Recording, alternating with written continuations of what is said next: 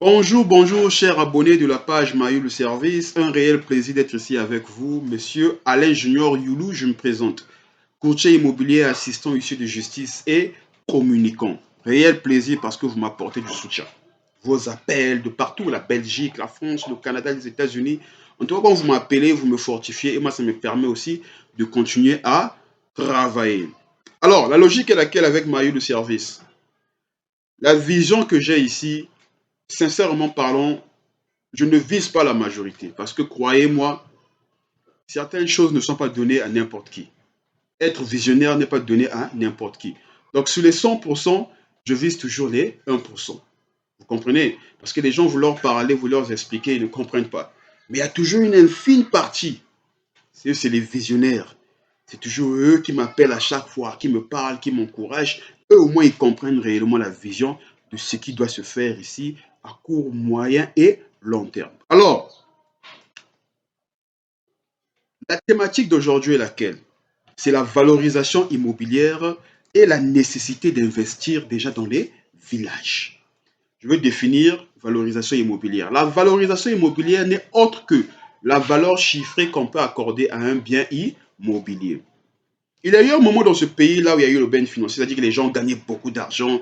En tout cas, le Congo a été vraiment une vache grasse. Il y a eu beaucoup d'argent, de pétrole et autres. Alors, il y a une infime partie des gens du Congo qui ont eu de l'argent, qui ont amassé de l'argent, qui ont commencé à investir dans l'immobilier. Dans le but, certes, peut-être de blanchir leur argent ou des raisons différentes. Alors, les biens immobiliers qui coûtaient normalement, selon les règles de la mairie et du ministère, des biens immobiliers qui pouvaient coûter 40 millions ont été achetés à 300 millions, 400 millions et autres. C'est ce qu'on a vécu dans ce pays-là. Alors, ça fait que les gens maintenant, les vendeurs se disent que, oh, mais si monsieur Ipala a vendu par exemple à 400 millions, moi je suis son voisin, je peux vendre à 600 millions euros. Ça fait que les prix puissent galoper. C'est ce qu'on appelle une valeur illusoire.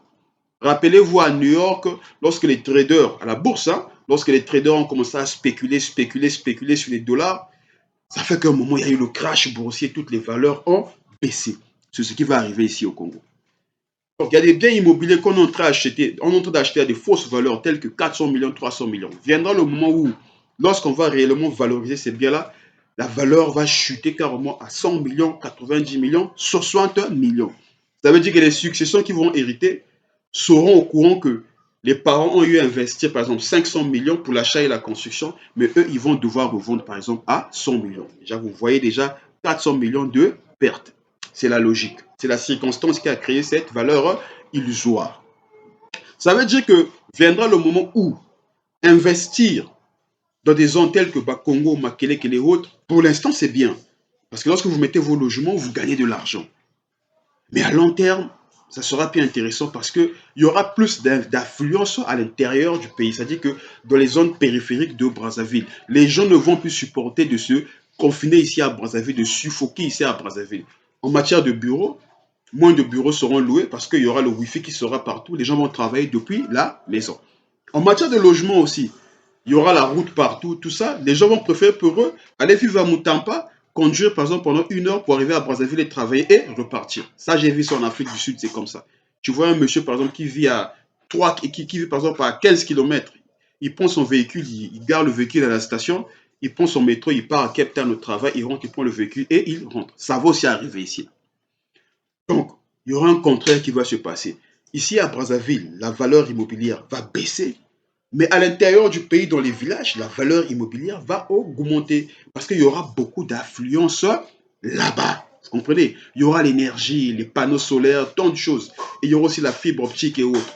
Donc, les endroits seront maintenant habitables et vivables. Ça pourra faire que les gens y vont et travaillent sans problème. Alors, par là, je vais vous tirer les oreilles. Vous les visionnaires, je vais vous tirer les oreilles que d'où la nécessité d'investir dans les villages actuellement. Parce que déjà, même quand je parle de l'Inzolo, Samba, Alphonse, ça augmente déjà. À l'époque, c'était à 200 millions. Mais là, déjà, ça commence à aller 1 million 700 000 euros. Ça augmente déjà. Là, j'étais à Moutampala, c'est 400 000, 350 000. Ça va augmenter. Comme une femme bananonga. Donc, d'où c'est maintenant, pendant que la valeur est encore basse, c'est maintenant qu'il faut saisir les opportunités d'acheter. C'est maintenant qu'il faut acheter, de manière que le moment où il y aura affluence, vous êtes déjà installé et vous faites ce que vous pouvez faire. Vous achetez, on ne vous oblige pas de pouvoir investir beaucoup d'argent, créer des fermes, non. Pour l'instant, ce n'est pas peut-être propice. Mais il faut déjà sécuriser. Vous sécurisez déjà, ça est déjà là. Vous avez le temps d'aller vérifier à chaque fois. Vous pouvez mettre les arbres fruitiers le moment où vous attendez le moment favorable maintenant pour investir. Donc, c'est ça mon message d'aujourd'hui. Brazzaville, c'est beau. Hein, vous voyez, le confort et autres, l'énergie, mais c'est circonstanciel. Certaines choses ont été bloquées, mais finalement par se débloquer. Et quand ça va se débloquer, il y aura implosion, il y aura explosion, et il y aura beaucoup d'affluence à l'intérieur du pays. D'où la nécessité d'investir dans les villages actuellement. Alors, vous le savez, moi, c'est ce que je fais toujours. Je vais dans les villages, tout ça, tout. Ça, je n'ai pas encore vous le dire. Vous connaissez un peu mon expérience dans les villages et autres. Donc, quand je vous parle comme ça, ce n'est pas que j'ai lu ça dans un bouquin ou bien de la théorie, c'est parce que je vois, je réalise et mon analyse, je la partage avec vous. Donc, je me dis, je peux garder ça pour moi, hein, je peux garder pour moi, mais je me dis non, j'ai des frères qui sont à l'étranger. Au lieu de manger le KFC, le McDo à chaque fois, regarder la Tour Eiffel ou bien la Statue de la Liberté à New York, penser que bon, waouh, la vie est belle. Moi, je pense qu'avec l'argent que vous investissez en faisant tous ces voyages-là, en allant en Antille, en Guadeloupe et autres, avec cet argent-là, vous pouvez déjà faire des investissements stratégiques ici au Congo qui, à moyen terme aussi, vont vous apporter. Je suis factuel, je suis scientifique, c'est pas de l'utopie, c'est pas de l'utopie, c'est possible de l'idéologie. Je suis factuel et scientifique.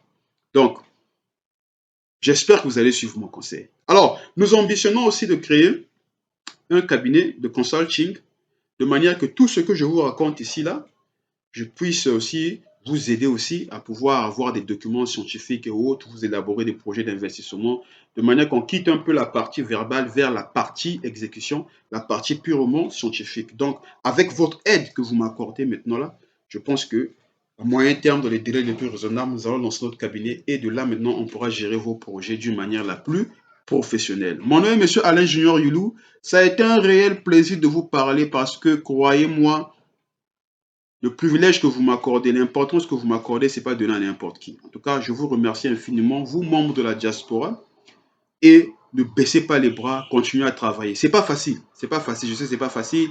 Se réveiller très tôt la matinée, aller au travail, rentrer fatigué, tu n'as que le dimanche pour te reposer, c'est pas facile, mais ne baissez pas les bras, continuez à travailler et continuez aussi à soutenir la page Maillot le service. Le meilleur est à venir. Avec peu, on peut faire grand. Ça a été un réel plaisir. Merci. Déposez en commentaire vos commentaires, les j'aime et autres, partagez le lien de manière qu'on puisse créer un mouvement qui va changer les choses. À très bientôt. Merci.